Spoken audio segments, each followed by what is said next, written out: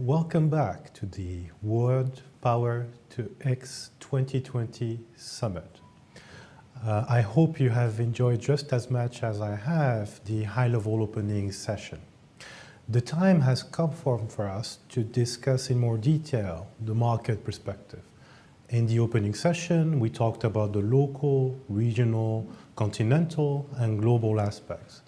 The market perspectives at all these different levels is very important to consider for Power to X. Clearly, mathematically, X may be understood as representing the unknown. But beyond the unknown, Power to X represents the multiplicity and the richness of applications for a transformational switch, whether it is to meet the objectives of the Paris Agreement or the broader 2030 agenda. To discuss and share the upcoming session, I'm very happy that we have Mr. Saïd El-Hadi. Mr. Saïd El-Hadi is the chairman and CEO of NAREVA. He's also the president of the Green Economy Commission at the General Confederation of Moroccan Enterprises. He has tremendous experience in top management positions, as well as an international expert in infrastructure, development, and public and private partnership setups. Mr. El-Hadi, we are in your most capable hands.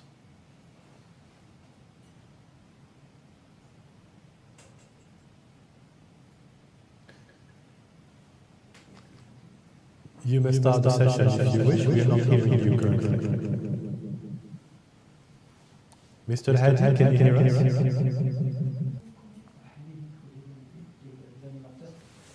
Yes. Thank you. Thank you, Ayman. Thank you. It's my pleasure to chair this second session of the World PTX Summit after the outstanding and very rich high-level opening session that all of us have followed. The session 2 is to talk, as you said, about the market perspectives with the professionals with different various profiles. As you know, and I'm surprised by this figure, it's the hydrogen market is already a big market. We're close to the threshold of 200 billion USD in a couple of years. But now, as this was said earlier in the opening session, 99% of the hydrogen is out of fossil origin, and this has to change. And as you know, there is a growing importance of clean energy to meet the targets of carbon emissions and ensuring compliance with the global guidelines, namely the Paris Accord and other national and regional strategic goals. So I think the time is right to tap into the green hydrogen's potential and all the Power to X products in general to play a key role in clean, secure, and affordable energy future. So this session will highlight the market dynamics relative to the major factors driving the hydrogen and Power to X deployment. So the panelists will share their insights and forecasts for specific timelines about the Power to X evolution and share their views with different angles, production processes, delivery modes, demand share per sector, segment, technologies, applications, and regions.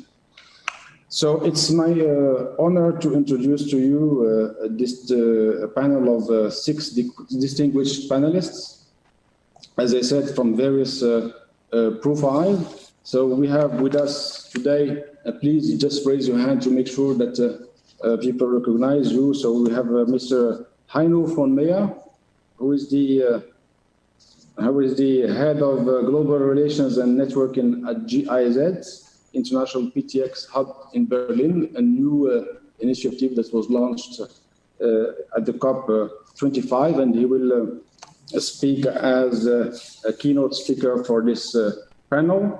We have Mr. Uvelal, I can't see him. Is Mr. Uvelal with us?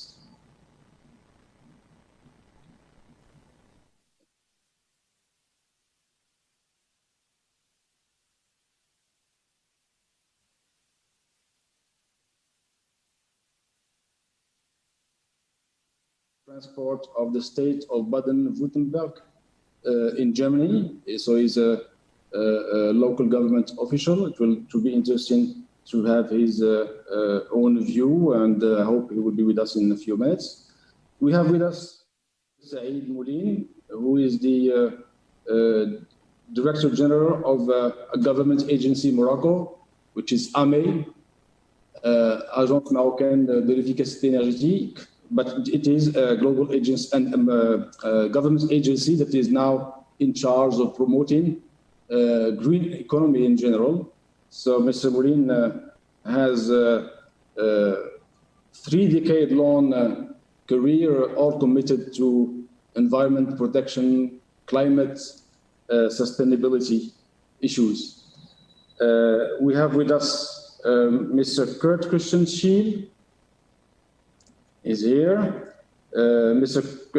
Schiel is the Managing Director of the Business Unit of Government and Society at VDA.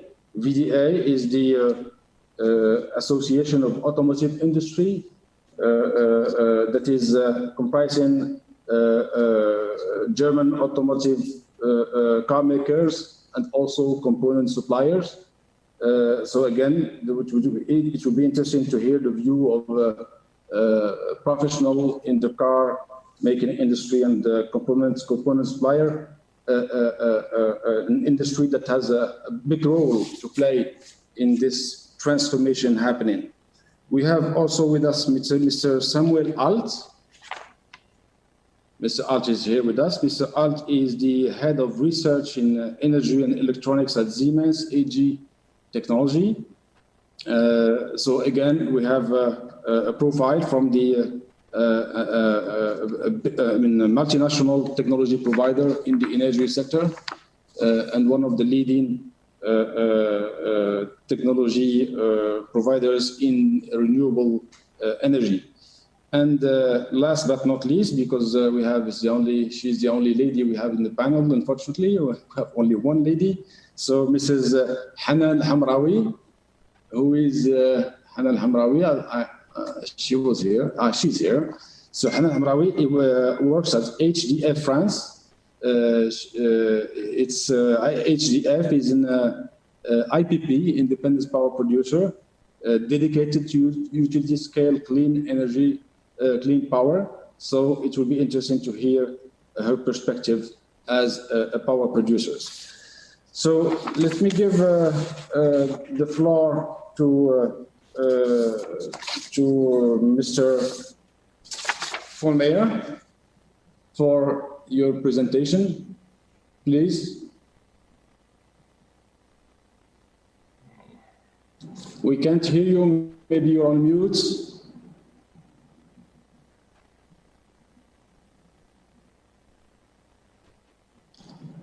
Okay, I hope. Now it's fine, yes. So you have 12 minutes for your presentation. Okay. So, Excellencies, honorable participants and panelists, dear President El-Hadi, thank you for this kind introduction, and many thanks to the Moroccan government, in particular Irizen and Badaiken, for the invitation to address this PTX summit. It's a great honor for me and for our international PTX hub, who, as you said, was launched a year ago at the COP25 in Madrid in the presence of Minister Aziz Rabat and Badaiken, and actually you were present there too. So in this session, we are asked to, if there is a PTX market and what is the timeline for its development. My answer is no. There is no large-scale PTX market, not yet. But there is an enormous market potential to be developed, and Morocco is clearly well prepared as a front runner to become a major player, if not a champion, in this newly emerging energy market. And we've heard that in the first session already. And the timeline? Well, I will not give a single date. Over the next decade, however, the market will be ramped up and shaped by policy priorities, programs, and public interventions, stimulating both public and private investments and demand. And if together we manage to steer this transition in a sustainable manner, and by 2040, PTX will dominate, or at least become a major part in the global energy market, and then even without further policy support. So let me elaborate my views in 10 minutes with 10 points. I will not go through each of them now, but in this way. Power-to-X, on our way to Paris, to the Paris Agreement with PTX. Climate change is real and accelerating, and to keep us within planetary boundaries, the Paris Agreement requires us to limit global warming to well below 2%, 2 degrees. And greenhouse gas emissions must be curbed. And thus, to reach Paris in time, we need massive increases on 3 dimensions. First, energy efficiency. We have to further increase dramatically. Second, we need a huge increase in renewable energy. And then third, we need PTX. All 3, not one after the other, all simultaneously. I have only 10 minutes, so I have to be quick. The PTX formula, you said X is the unknown.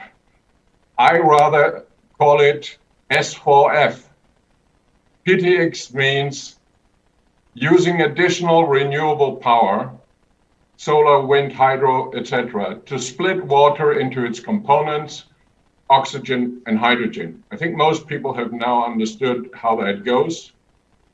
And then hydrogen can further be synthesized and refined by adding either carbon dioxide or nitrogen, and nitrogen seems to be the favorite option for Morocco, to produce what I call S4F, sustainable, and then the 4 Fs are fossil-free fuels and feedstocks. And they are mainly needed in hard-to-abate sectors of both industry and transport, which cannot easily be defossilized or electrified and by renewable energy directly or by batteries. So they really need, in addition to green electrons, also green molecules. And therefore, my point is, the current debate often stops at H2, at hydrogen. We should go the extra mile. To be sustainable, this hydrogen must stem from additional renewable energy, because otherwise it undermines the power shift towards renewables. Then it's simply replaced by coal or gas. But by going the extra mile beyond hydrogen towards S4F, the options for use and the added value creation increase significantly. And that is of economic interest also. Now, of course, the carbon source, which should, if possible, come from direct air capture, and PTX can then really provide carbon neutral feedstocks and fuels for industries and transport. Now, very much the debate in Germany is driven by Germany's and Europe's import needs. Therefore, my claim is country priorities should come first. Countries should develop their SWOT analysis of strengths, weaknesses, opportunities, and threats from their national perspective, and then develop their national hydrogen or even better PTX strategy. And Morocco is well underway. Europe, the EU, Germany, Chile, and others have already set up their strategy, and I understand that the Moroccan one will come soon in the beginning of next year. Plus, you have to design a PTX roadmap with measurable targets and timelines, and these should be aligned with the Sustainable Development Goals and Agenda 2030 and the Paris NDCs, the nationally determined contributions. So the national policy should really be driven by your national opportunities, priorities, and needs. But of course, in addition to that, and I'm coming from the International PTX Hub, you have to rely, and we should build up partnerships, rely on international cooperation to speed up the transfer of knowledge and for generating mutual benefits in trade and much needed revenues. Now, there is often the so-called hen-egg dilemma. And my message is we have to take care of both, not just the demand side or the supply side. We have to intervene and act on both sides. Really, on the supply side, the investors claim that there is no sufficient solvent demand.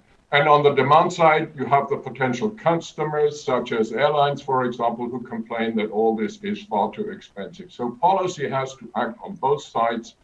And for a breakthrough, really, market mechanisms alone will not be sufficient. I'm an economist. I'm very much in favor of open markets, but without policy intervention, we will not manage. We have to set the regulatory frameworks right. We have to support research and development, and finally to generate financial report in the beginning at least, and on both sides, supply and demand.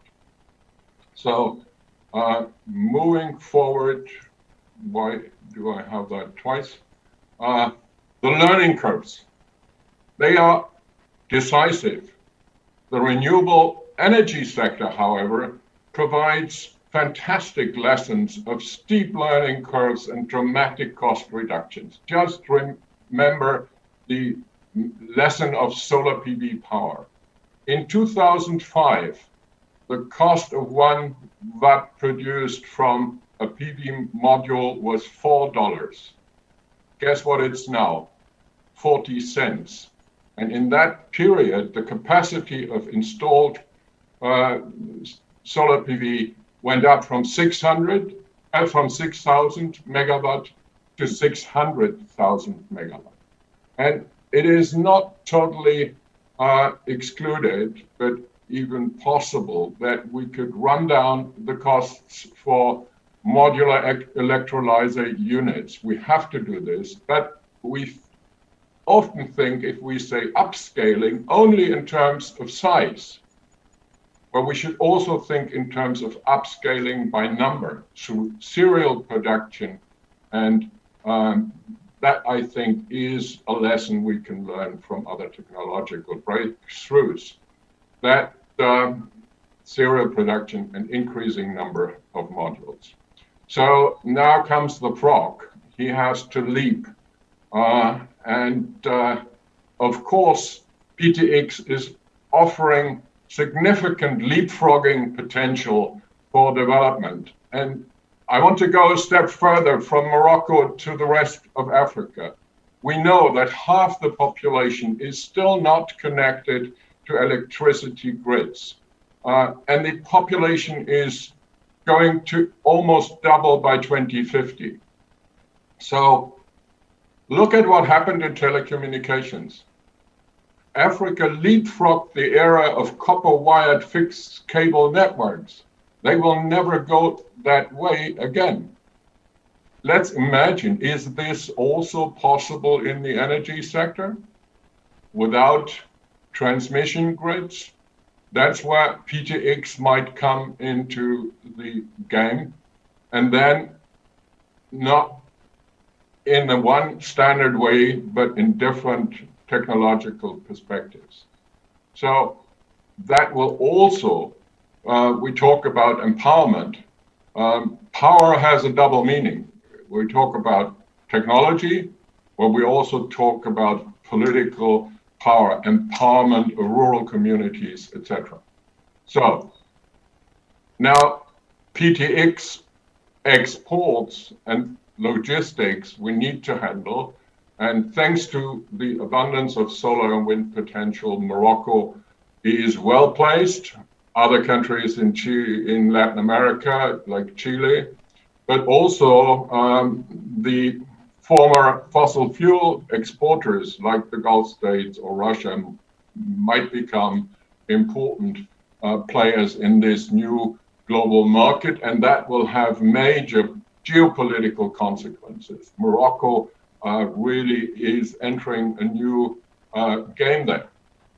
But it's essential that we think about the implications for infrastructure, endowment, and logistics. We had that in the previous session, and it sounded very optimistic. I think it needs significant attention to really get it right and to think about the different transport options.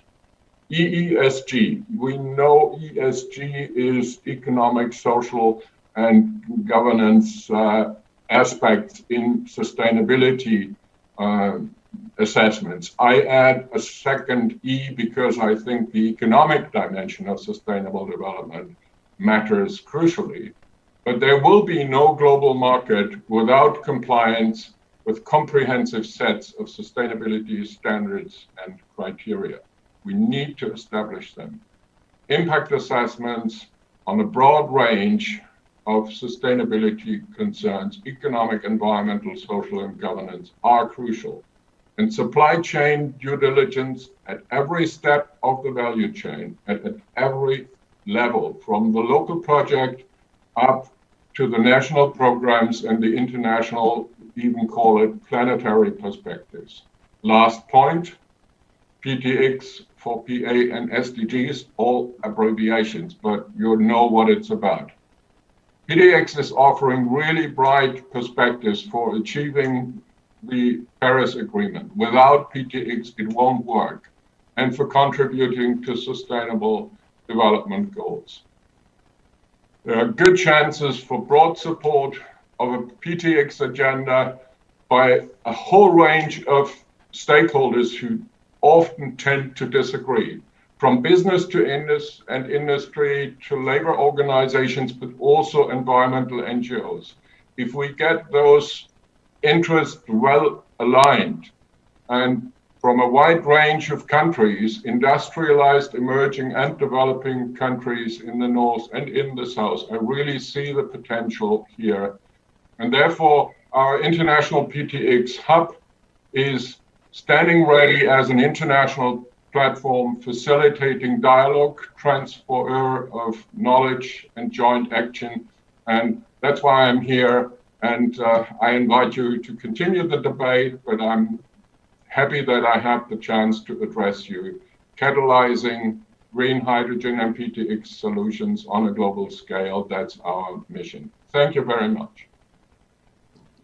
Thank you, Heino, for your insights and thoughts about PTX. So many rich ideas. So I can try to summarize some of the main insights you gave us. So first, I hear that the Paris Agreement's goals cannot be achieved without taking into account the PTX alongside the energy efficiency and renewable energy development.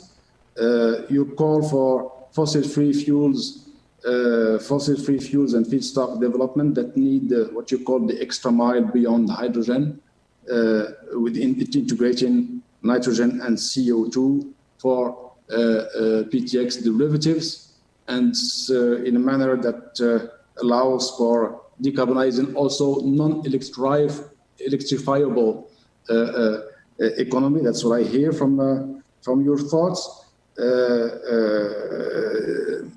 There is no place for copy pastes, as I understand. Each country has to roll out its own strategy, taking into account its own context and the geopolitics that you said will be important for the whole industry. We hear that demand and supply will have to be both addressed in parallel. That there is a long learning curve to we have to give time to time, and probably it's a long decade struggle of everyone to have this P2X completely on the rails and brought to a high scale developments. I hear that there is a big opportunity for developing countries. It's not only an issue for developed countries, it's also an opportunity for developing countries, and you give similarity with the telecommunication development in such countries. And finally, I hear also that infrastructure planning will be a big issue, as well as territorial planning, considering the needs of flows and also the geopolitics of such developments. Thank you very much, Heino. So I will give the floor to Saïd Moulin. Saïd. Hello. Can you hear me? Okay, thank you. Thank you, Saïd. We have about 5 minutes. Yeah, I will try to manage 5 minutes just to give some information about how our country, and I'm very glad, thank you very much for the organizers for organizing this World P2X Summit today, especially during this pandemic time.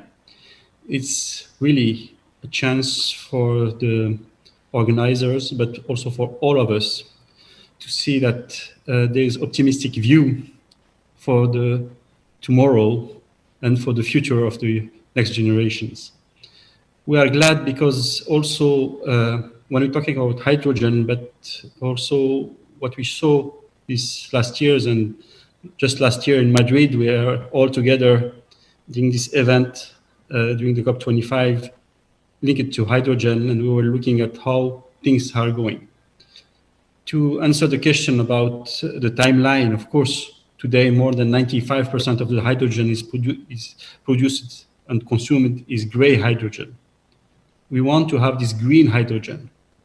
And one thing is that a country like Morocco, as it was mentioned this morning, we had this vision since 10 years now, giving huge opportunities.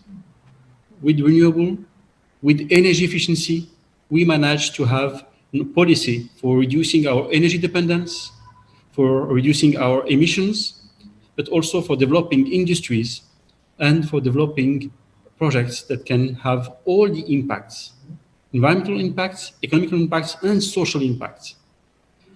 We should not forget the industry in this field. Since 2016, AME is the Moroccan Agency for Energy Efficiency, has been the public agency in charge of implementing the government energy efficiency policy to reduce the country's energy dependence. And we were under the supervision of the Ministry of Energy and Mines and Environment. Just last March,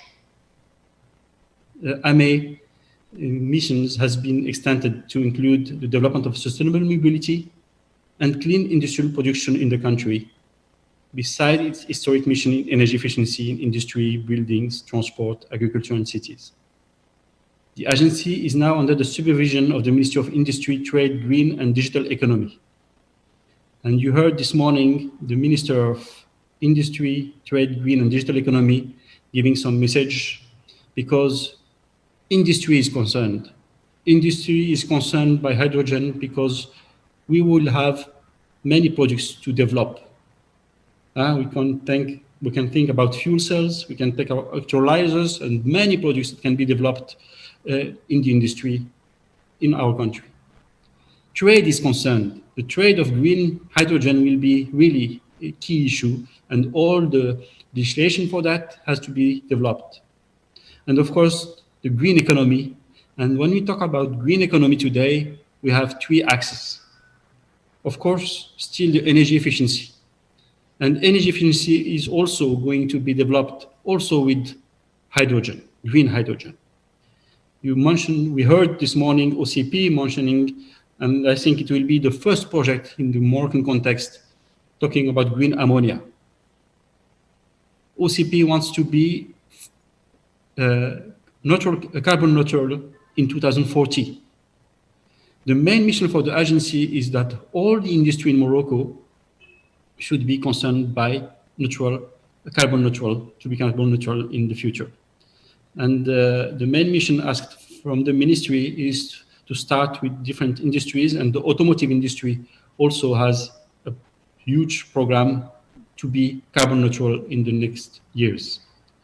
With energy efficiency, with renewables, with biomass for heat, but also with hydrogen tomorrow. All those fields can be concerned just to reach those objectives of neutral carbon. As you know, the EU carbon border tax is on the way, and the industry is really concerned by that. And that's why we believe to be coherent in our policy. We have a policy giving priority to renewable energy and energy efficiency in our energy policy. But also, to be coherent, we have to stop subsidizing fossil fuel. It's the same to reach those objectives and to have the timeline shorter when you have this coherence in your policy. We are glad that today, and we heard this morning, all the actors and all the points that can be used for hydrogen, energy storage, sustainable transport is one of the new axes for the agency. And we heard, and we follow what's going on with the hydrogen for transport, for heavy transport, for train, for buses, for trucks. And I think those products are already available today in the market, and they can be implemented step by step, of course, as soon as we have this green hydrogen produced at a good price. Of course, the last point for me, the decarbonizing industry is the main objective. And in this field, hydrogen will play a role, as I mentioned, for ammonia, for OCP, but for the industry, we can think about having this, as it was mentioned by Professor Van Meyer. We saw what happened in the solar PV in the last 10 years, how the price were decreasing, and how we can have the same things in this new sector linked to green hydrogen. We believe that also because of those policies developed in different countries, and especially in Germany, in France, in Spain, in Portugal, we heard this morning, and all what's going on in Europe is really concerning us, because we believe that we can play a role. The Kingdom of Morocco is ready politically, as you mentioned, as you heard this morning, is ready economically and technically, because we have this experience of 10 years of policies implemented in renewable energy, in energy efficiency. And I'm sure that with all those points, and AME now is in charge of the green economy, and we can look at all the support for industries, for implementing projects, are here today, included in the green economy, and to help all actors to implement their projects. Last point, thank you to Irezan for also talking about R&D in this field, and to look at how young people, especially the next generation, can be really focusing on smart projects, on quick and I would say projects that can be just developed with universities. And I'm really pushing the young people to be more and more concerned to look at how this field of hydrogen can be developed in our country. Thank you very much, and I hope that I managed to have those 5 minutes. Thank you.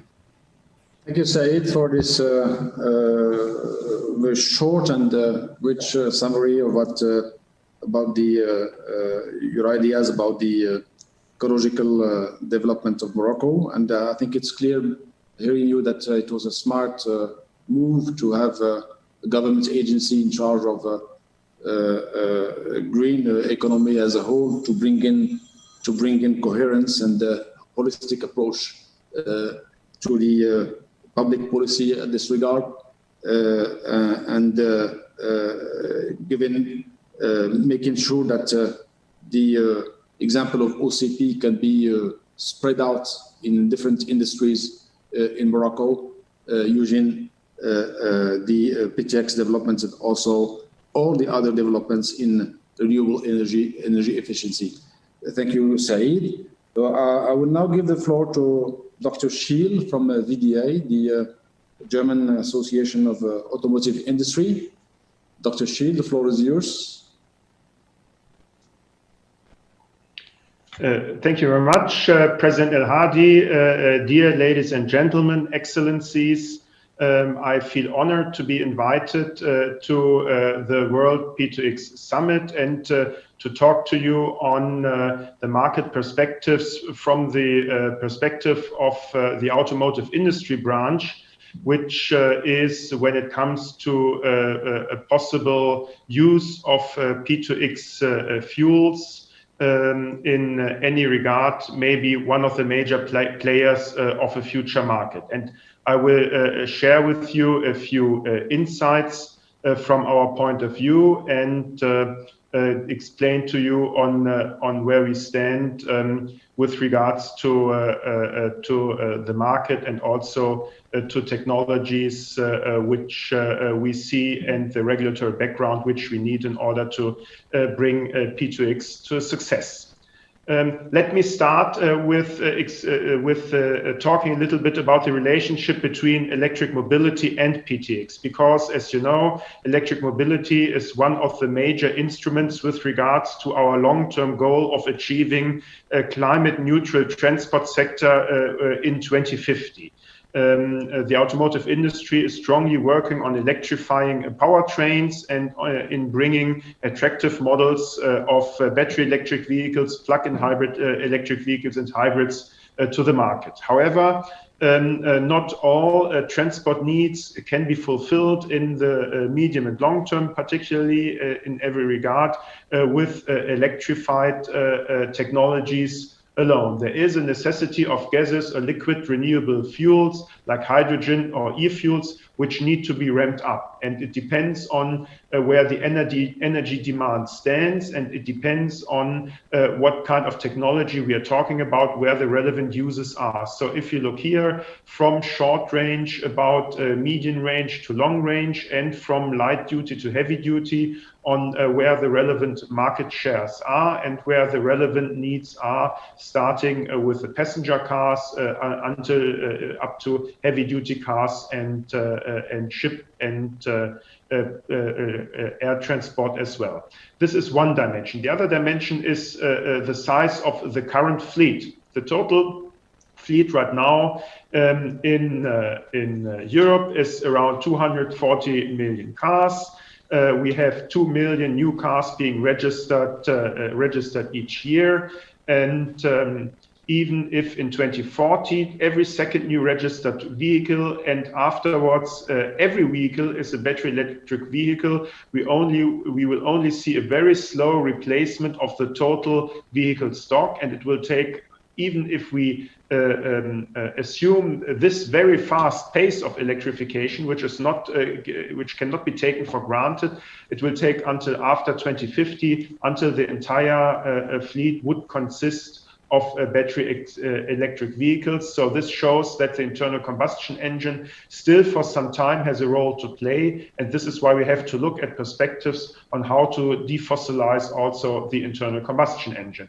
And this will be much easier when you look at low load, short range and mid range mobility, and it will be a lot more complicated or even impossible if you look at high load and long range mobility, to heavy trucks, to buses, and to full size passenger cars, where electrification is much more of a challenge or even impossible compared to other drivetrain technologies. And this is where hydrogen and this is where e-fuels can finally kick in.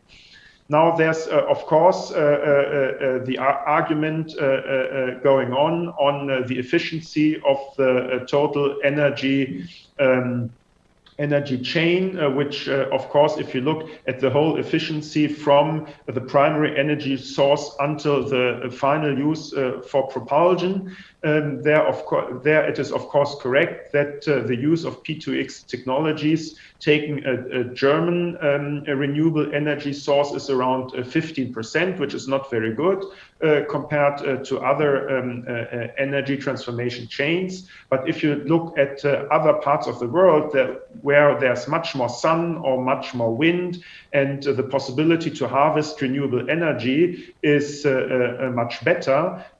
For example, in North Africa, you have 3 times more energy from solar radiation per square meter compared to Germany, in particular northern Germany. And if you harvest this renewable energy, then the overall efficiency quota is much better, for around 45% throughout the whole energy transformation chain, which of course makes it very efficient to look also at the chain of transforming this renewable energy into hydrogen and maybe into e-fuels and transport them finally to places of use elsewhere in the world. Of course, and this chart looks a little bit complicated in the first regard, but it's very simple to look in the second regard. Of course, if you look at the price of crude oil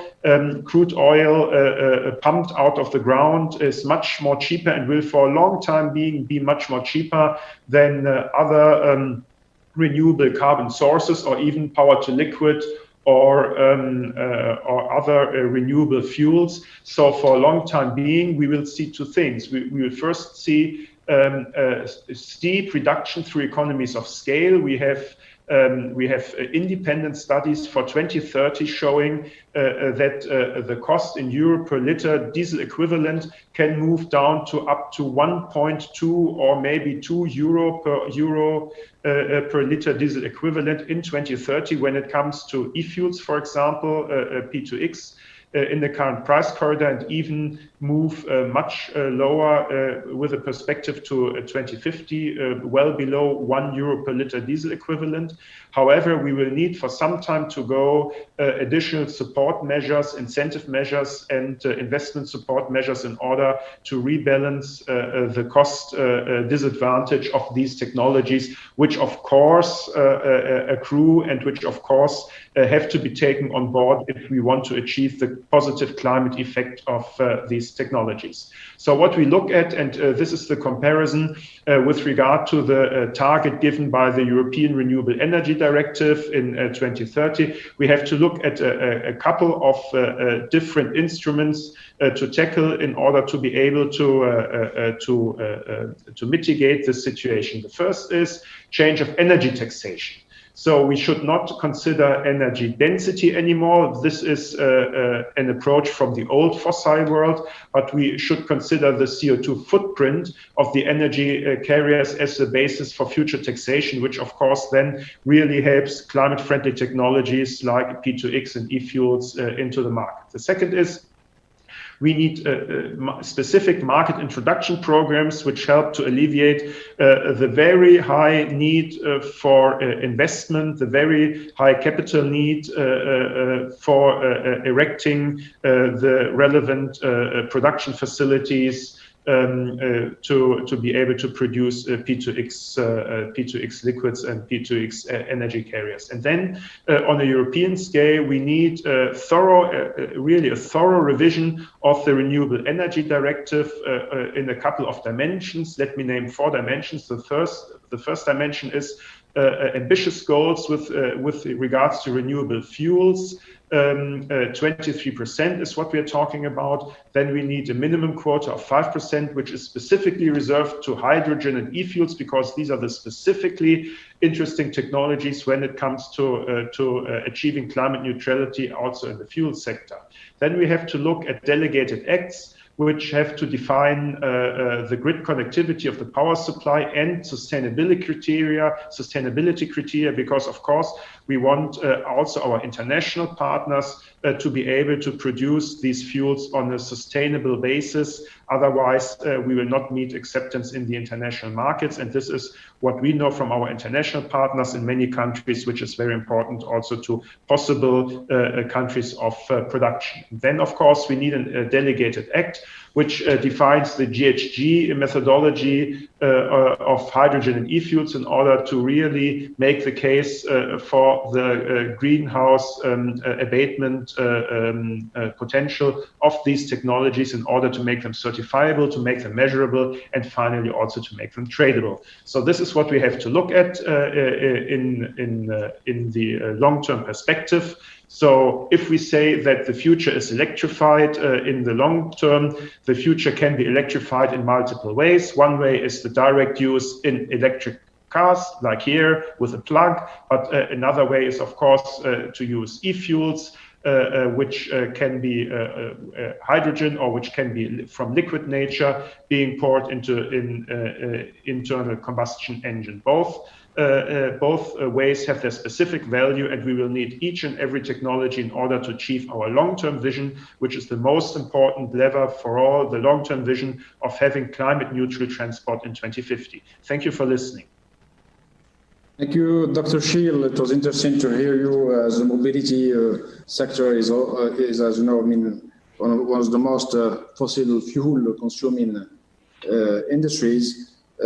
So I understand from your thoughts and insights that the electric vehicle development is a heavy trend. It is on the way, on the run, but it's not a quick change. It's a long-term change. And the fleet cannot be 100% changed in a few years. It's a multi-decade issue, and therefore you're bringing the necessity of not working only on electric vehicle, but also on feeding combustion engine powered vehicles by liquid or gaseous green fuels, which is interesting to hear. And could be also one of the levers of development of PTX the development.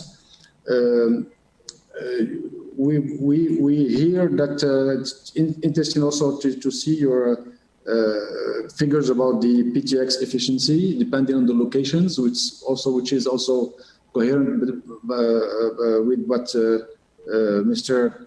Vormeyer said earlier. Location is an issue here, and it's interesting to hear that efficiency in North Africa would be 3 times that of Germany.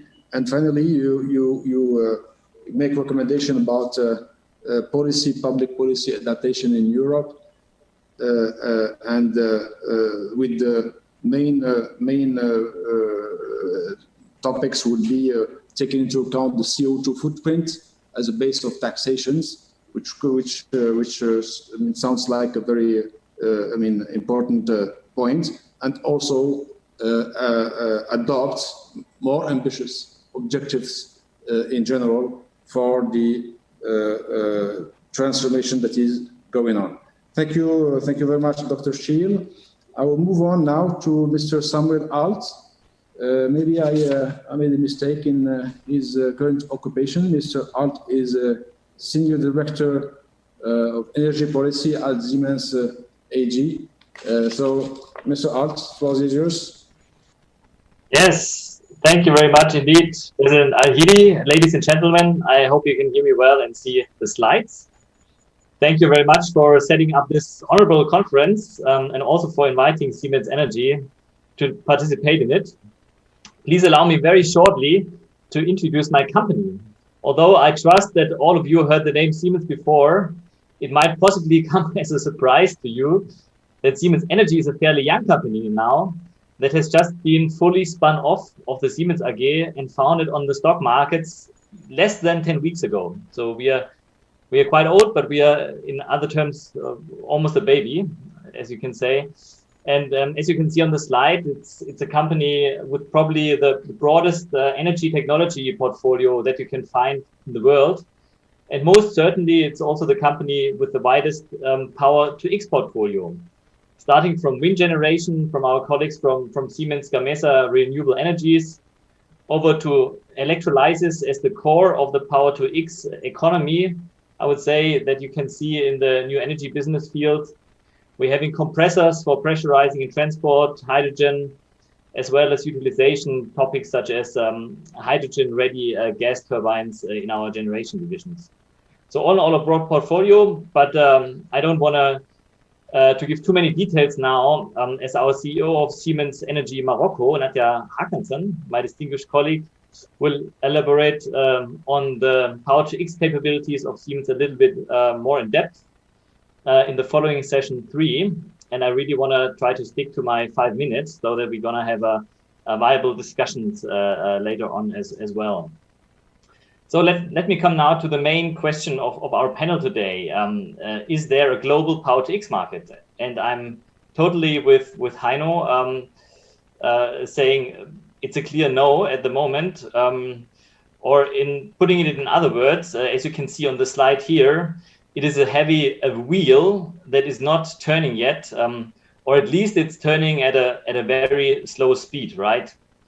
In my personal role, as President El Hadi pointed out rightly, I'm at Siemens Energy Government Affairs, and it's actually my job talking to our management and experts internally, as well as customers and also the government externally. So the objective of my job really day to day is clearly to make this giant gear of a global Power-to-X market to contribute towards making it move, right? And I want to share with you today a personal experience that I have gathered so far as a gearbox designer, right? And I want to share with you how I can imagine this gearbox that making our wheel turn. Well, each market clearly requires an offtake. This is currently the main barrier to market development, but I come to this in a second. Market also needs supply with hydrogen and synthesis, and also all derivatives that we are talking about today and that we've been hearing a lot about, such as methanol or ammonia. And obviously, we also need the infrastructure linking both. However, I'm also with Heimo saying that we need to really address both the chicken and the egg, and really drive together both of them at the same time. But I think our gearbox needs a lot more wheels and gears to make it turn really, right? I mean, if we look at the bottom left, we need the renewable energy generation. And I'm also with Heimo that it should be additional renewable energy sources here, right? For the synthesis, we need the CO2. A very important role really plays for the technology development, the pilot projects. That we are currently thinking about in many countries and trying to really develop them. Because with the pilot projects, we learn more about the technology, about the degradation of the materials, and then we can also kind of invent new, more efficient electrolysis generations and scale them up in gigafactories really to drive costs down. And go down on this cost curve, as Heino also mentioned, like the renewable in the past 2 decades, right? So the infrastructure doesn't work without the finance doesn't work without the bankability, and obviously the offtake also kind of we see it mostly in industry, but also we are very close with everything that Kurt Christian mentioned today in the mobility sector, which is very, very promising to us, because here you really have in the short term the possibility to use current infrastructures, current fleets to blend in synthetic fuels, and you have a very high readiness to pay for the CO2 avoidance in this sector. And you don't have any international competition in the street mobility, where you would harm kind of industries if you now give an ambitious target to the sector. However, what's probably most relevant to make this gearbox now turn is inductions by the government, really getting traction onto the gears. How could they do that? They definitely need to go via regulation, as you can see on the right, regulating kind of the offtake sectors, giving laws and legislations to those sectors that give a certain quota as a target, and also enable those sectors to give the additional costs that are at the beginning quite high, because we are just at the beginning of the cost learning curve, but give those costs also to the end customers, so that they contribute their share towards the decarbonization. What we also need here in the middle, and also Heino touched upon this, is the certification. We certainly need sustainability criteria, CO2 certifications of the fuels, and definitely we also need the public funding here on the top left sector that is really required to kick off the pilot projects. And I think Germany as well as Morocco are on a very good track here in Morocco with first piloting the small projects and then financed also by the German government and orchestrated and conducted by Masen, really the large-scale demonstration projects for Power-to-X that we all need so urgently. So in a nutshell, it's nothing different really what Heino and many others are saying are the ingredients, the components. It's just a new way of showing it from my personal experience, how we need to really set up these gears and adjust the gears in order to make this wheel turn. And I'm looking forward to a discussion, and I hope I stayed in my time, really discussing with you what are your gears, additional gears that might be missing still, or other gears that you see differently, and really exchanging on that. And thank you very much for participating, and looking forward to our discussion. Thank you, Mr. Alt. So we understand that the technology is there. It has to be scaled up.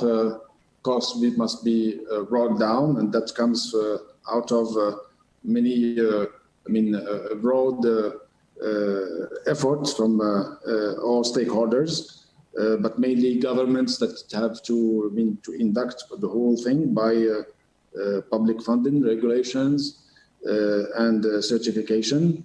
And you mentioned the pilot projects and the importance of the pilot projects for such developments. And I hear you also about the offtake barrier, which can be one of the questions that we can raise after the last interventions. Thank you, Mr. Alt.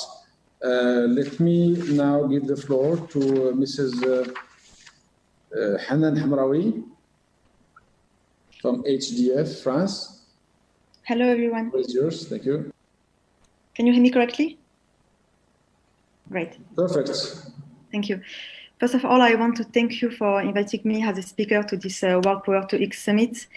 As a conclusion to the presentation from my colleagues and to open up to our discussion later, I would like to introduce what we can do if hydrogen has an IPP, to use it for power generation.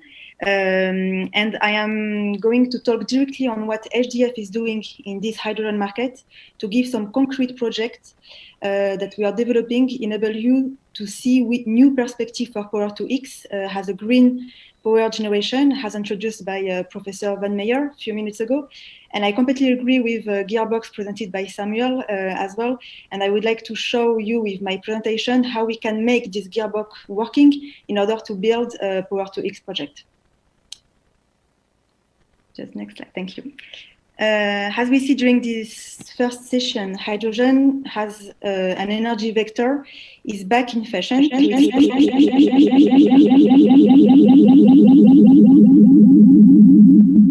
me correctly now? Okay, I continue. All right, okay, thank you. So I said that hydrogen has an energy vector, is back in fashion to its potential to support the transition to a decarbonized energy system required to meet the emission reduction goals. Indeed, hydrogen is used in industry for more than 100 years. and has various advantages that has been mentioned several times this morning, and I'm not going to come back on those points. So in HDF, we are focusing on one of the opportunities that is the power generation. So we can use the hydrogen as a carrier for massive energy storage. So this is what I'm going to present you now. If you can just move to the second slide. Thank you. Can you move to the second slide? Thank you. HDF is a French company located in Bordeaux area. Currently, we are split into two different business units. On one hand, HDF Energy is an IPP. So we develop a multi-megawatt power plant producing stable and non-polluting electricity day and night, thanks to renewable energies and their massive storage, mainly in the form of hydrogen. We call this kind of power plant renew-stable for renewable and stable. And to realize this renew-stable power plant, HDF needs to use a large-scale hydrogen component from electrolyzer to fuel cell. We made the decision 3 years ago to define and to integrate the supply of the fuel cell under the name of HDF Industry. This is the second business unit part of HDF. We are a supplier of the most strategic brick of the future large hydrogen infrastructure, so the high-power fuel cell. These fuel cells are currently produced individually, and thanks to its assembly plant in France, HDF will industrialize the strategic equipment, standardize them to drastically reduce their costs and significantly increase their reliability. So the HDF plant will be the first in the world to produce high-power fuel cell, adapted in terms of performance and cost to the energy storage and also the mobility market. Can you move to the second slide? Thank you. As everyone knows, solar and wind energy has been competitive for a long time and have many advantages, like carbon-free, easy to develop and install, but they have technical limits, so they are intermittent, and only few can be installed on the electrical network in several countries. Our solution that is presented here on the slide address this problem by developing a stable, dispatchable power supply. So the so-called renew-stable projects combine an intermittent source of energy, solar or wind, with a large capacity of storage based on hydrogen. So we have electrolyzer, hydrogen tanks, and then the fuel cell to reproduce electricity after. This megawatt scale renew-stable project we are developing in several regions in the world in direct competition with diesel generators. And we can provide clean and stable energy to the grid for a better price than a diesel power plant. The expansion of the model and the ramping up of the hydrogen industry will decrease the capex, and we can say that we are already competing with the heavy fuel and the LNG power plant.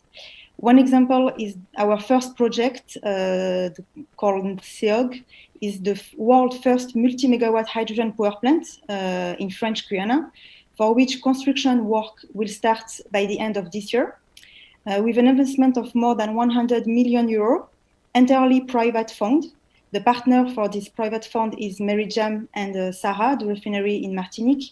We have partnered with McPhy for building of 16 megawatt electrolyzer and Siemens Energy that are on the table here, that will be the EPC of the power plant. So this kind of project show you a perspective to use the hydrogen to produce electricity at demand, and that will be dispatchable and firm and stable. So 24/7 green power production. To the next slide, sorry. Just here a quick slide to show you that we have started to work in 2016 on the technology part with Ballard Power System, the Canadian stack fuel cell supplier. We have built a partnership with them to co-develop 1.5 megawatt fuel cell, and this fuel cell will be used for our energy project, but also in other application, has maritime application, for instance. And we have developed also a partnership with ABB Marine International to put together our effort in the industrialization of this large-scale fuel cell for this marine application. And on the last slide, what I wanted to show you is the first application of this kind of fuel cell. So the project called ClearGen in French island Martinique, with Sarah as a partner and also Ballard Power System. This project show you another application of the hydrogen. We can use the hydrogen co-produced by the refinery, and we recover this hydrogen to generate electricity and to inject into the grid. So this project has been launched in December 2019, and this is the first fuel cell that is CE certified and with 1 megawatt PEM fuel cell and designed for an industrial use for more than 15 years lifetime. So this kind of project can show you as well that we are going from demonstrated program to industrial use. And I wanted to show you here that on a market perspective, we can, it is very time, there is a lot of pilot project that has been launched. And I believe that today we need to move now to industrial project and to achieve a scale up to have the market running correctly.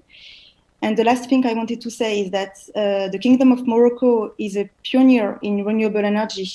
And this renewable energy program was a real showcase for the whole world, first of all, because of its anticipatory vision, but also because of the demonstration of its very good implementation for many years.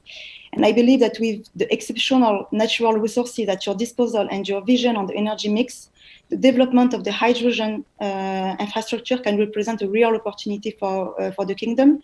We are developing now a R&D project with Irezen, SOMAS, also the Moroccan storage company, and the Spanish gas TSO Enagás, to build underground storage for hydrogen, because we believe that we are talking about production of the hydrogen, we are talking about the end user, the offtake, as we can be HDF to produce electricity, but we need also that the infrastructure and the storage ready, as Samuel explained, like all this gearbox has to be ready to implement correctly the market. Thank you very much for your attention, and I wish you a very good summit to everybody. I look forward to have the opportunity to meet you soon to make project move ahead. Thank you very much. Thank you for your presentation. So we can see that there are already some real projects with the hydrogen in the power sector. And I hope they're not only pilot projects, and I think there are real projects with PPAs. Let me just say that Dr. Uwe Lal, unfortunately, probably had a connection challenge, so he unfortunately cannot join us. Would have been interested to hear local government's view from Germany. But we'll move on to the Q&A session, and let me stay with this first with this issue of new projects, how to foster such new projects and make them feasible. Which brings me to the issue of offtake and the feed-in tariffs, a question that can be addressed to Hanan Hamraoui, but also to any of the panelists that wants to respond. We have seen in the past that the PV development was quick and the cost were brought down dramatically, but this was mainly in the beginning, back in 15, 20 years ago, to generous feed-in tariffs that were granted for PV production. Do you think that this notion of feed-in tariffs and offtakes with feed-in tariffs can be, a real lever for hydrogen developments alongside with the carbon tax lever? Maybe Hannah, if you want to respond, and any other panelists.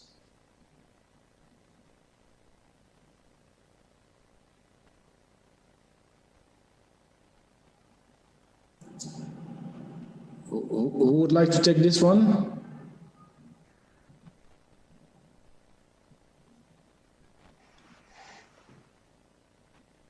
We can't hear you, Samuel. Okay, yes, I can certainly go ahead with this question. Happy to take it.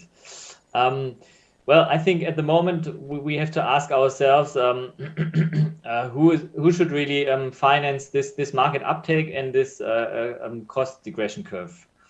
And there is basically two general options. One is that we get it mostly funded by the governments, which then gonna incorporate CAPEX, OPEX funding, and a lot more, and will be very comprehensive.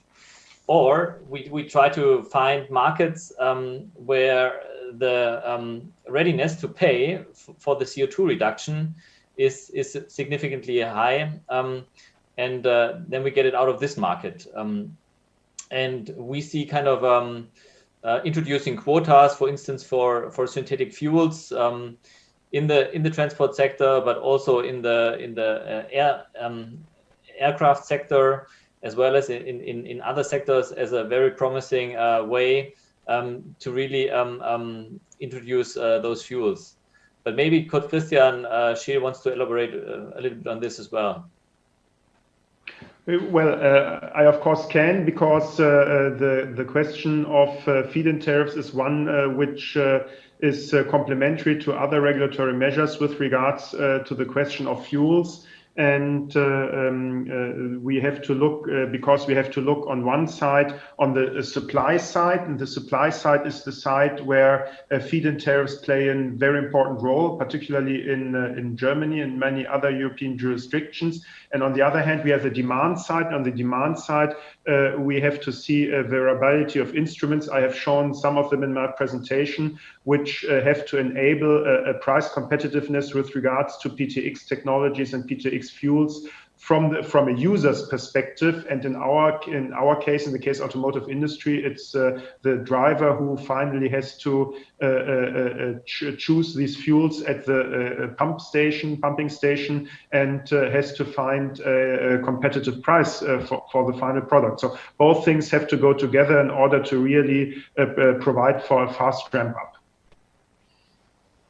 I can add one point, is that I believe that, of course, feed-in tariff can be one of the solutions, but as we saw, some industries are already in almost economical.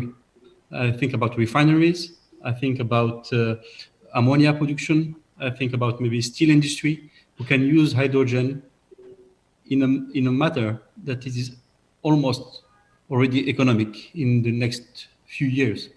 We should not wait until 2030 for some applications, but for others, yes, of course, we will need to wait that the price should go down.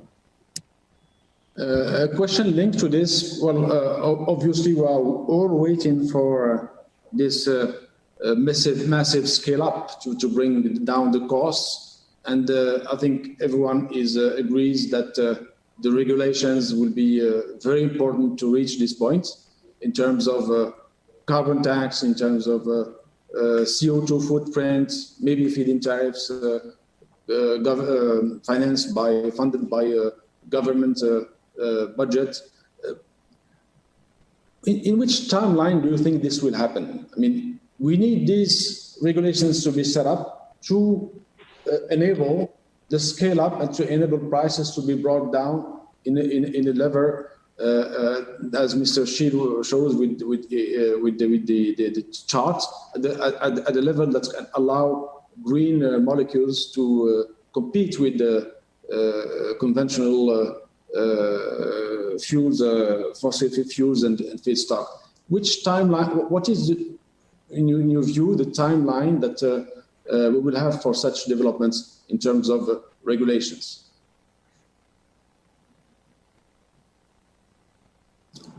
Mr. Vormeyer, maybe?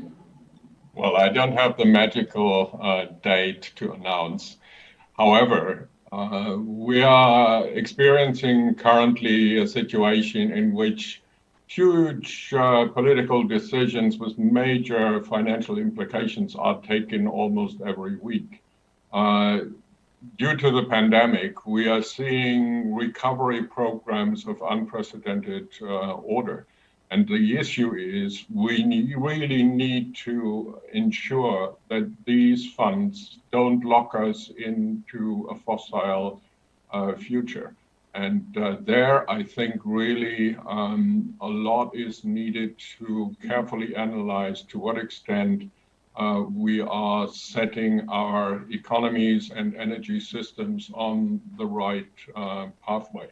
So in addition, I think what was mentioned already, we are spending billions to save airlines, and why not make those support programs at least conditional with a time frame in which these companies commit to also embark on a green pathway. That would not be economically unthinkable, because in the end it's the customer who will pay, but the increase in flight tickets prices would be not that dramatic if we start with certain blending mandates, not to call it quota. Thank you. Dr. Shield, do you have something to add in this regard? Yes, because this was a very important point that Heiner von Meyer made. From our point of view, the answer is the earlier the better, because looking at the huge investment needs, at the huge capital needs which are at hand, we have to take decisions which provide for a clear and stable regulatory framework really early. And the Renewable Energy Directive has to be transposed in European member states right now. And this is why we are discussing and asking for a very stable and very long-term and a strong quota there, as I've developed before. First and second, on a European scale, we really need to enhance the regulatory framework on the taxation side, on the quotation side, also on a tariffing side, so that investors really find a long-term stable framework to ramp up these technologies, so they're at hand in the relevant quantities and in a long-term stable way when we move towards climate neutrality in the transport sector. Thank you. Maybe I can ask you another question relative to your intervention. You talked about this necessity of green molecules to fuel combustion engine powered vehicle. We understand that necessity, and I think it's something very important to take into account. But do you think such development of feeding conventional combustion engine cars with green fuels, do you think in the long term may affect or compete with the development of EVs? Well, on a technological scale, of course, this is always a search for the better solution. And probably in the long term, the answer will be that for a large part of transport problems, electrification and electric vehicles will be the priority solution, in particular when it comes to passenger cars. But there will be transport modes and transport solutions which are hard to electrify or which can only be partly electrified, like with plug-in hybrid electric vehicles, where you also have an internal combustion engine in the car. And or if you look at heavy-duty transport, at long-haul transport, very long distances, and so on. And for these transport solutions, we of course have to look at defossilized internal combustion engines as well, and there P2X comes into play. And if we talk about a decarbonized transport sector, we talk of zero carbon, and zero carbon means that we have to have good solutions and technologically viable solutions for all transport modes and all transport sectors. And this is why we very well see a long-term perspective for P2X. Thank you, Dr. Scheel. Finally, we addressed during this session, we talked about several segments. We talked about mobility, we talked about industry, and also housing.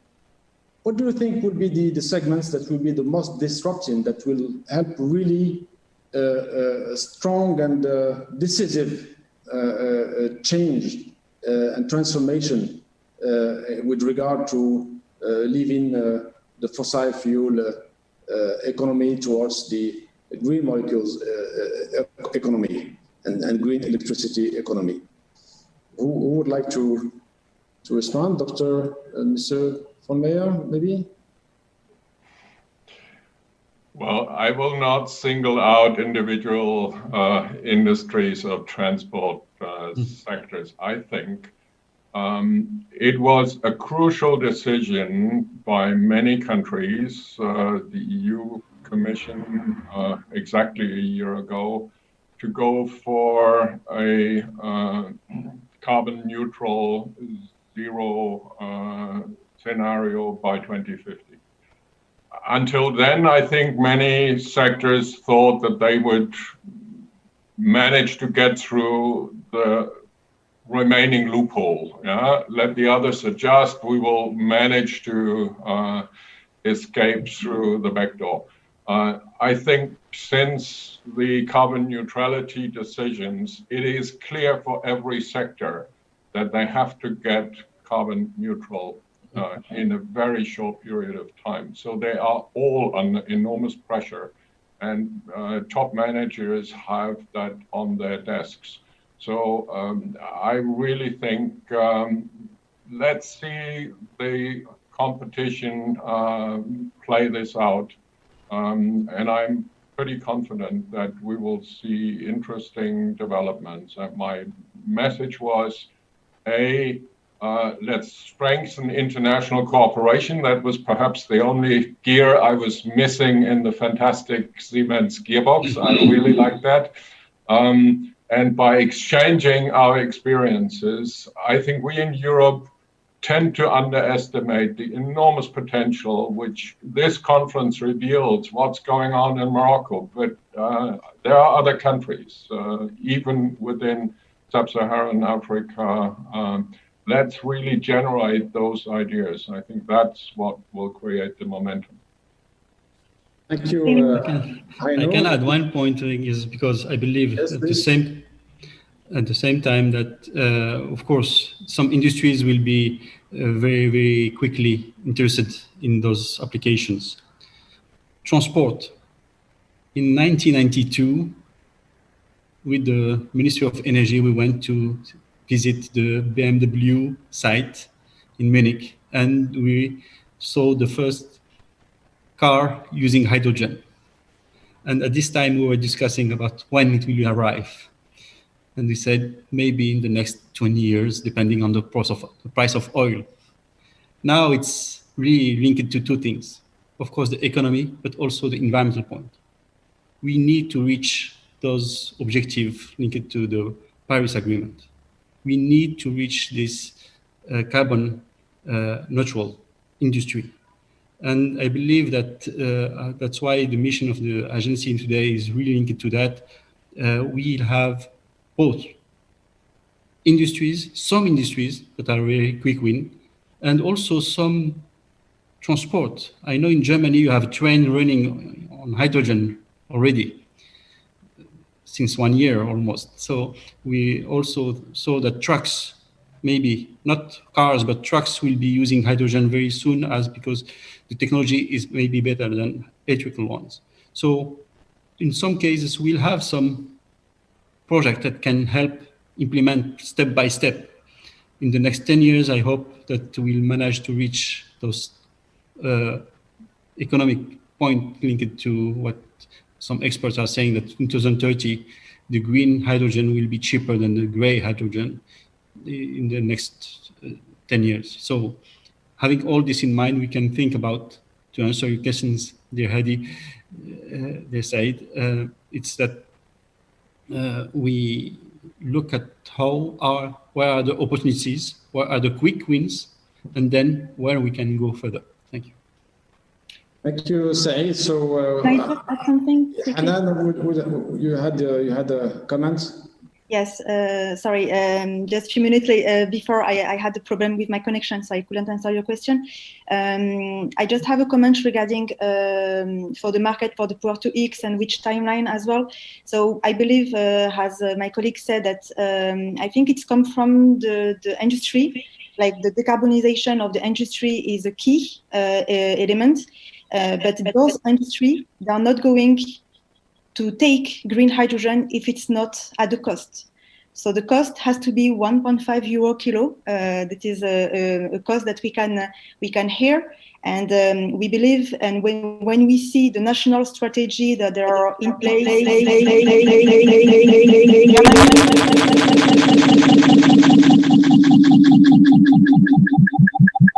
what happened? Okay. You can hear me now. When we see the national strategy that there are ongoing in France, in Germany, and now also in Morocco, it comes. It starts with a decarbonization of the industry.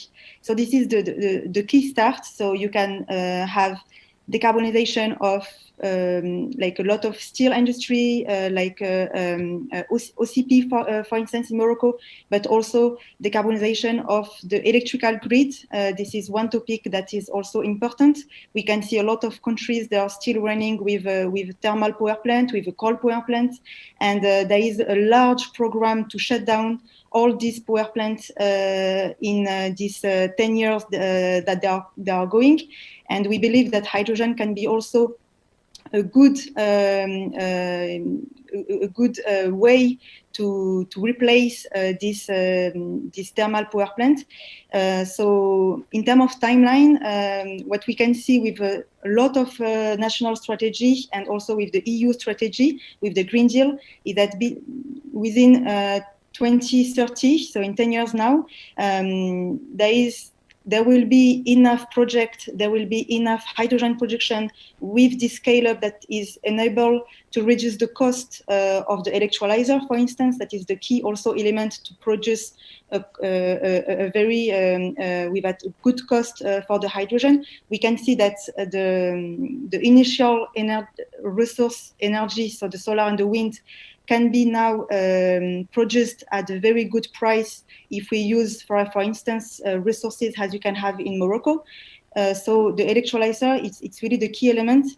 And thanks to this national strategy, this EU strategy, and the fact, as explained by Samuel, that we come to a production of a gigafactory for electrolyzer that is going to reduce significantly the cost of this technology, we can be able to produce at a very good price the hydrogen. But then after we need as well, and I insist about this, on the infrastructure, on the storage, to be able also to take this hydrogen to this industrial cluster, because this is going to come from the industrial cluster that are going to use hydrogen in a very high volume to reduce significantly also the cost.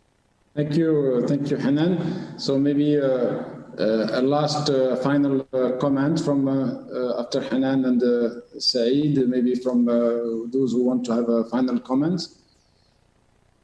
Dr. Scheel or Mr. von Meyer, for 30 seconds, please. We're running out of time. Well, only a brief remark.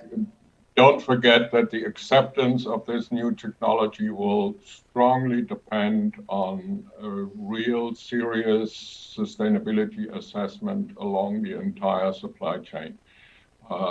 Currently, we have all the stakeholders aligned in support, but it's already starting to split and divide. And we will only be credible if we make sure that hydrogen and PTX are really, in the broad sense, not just ecologically sustainable. Thank you. I know, Dr. Scheel, you wanted to say something. 30 seconds, please. We can't hear you. You're on mute.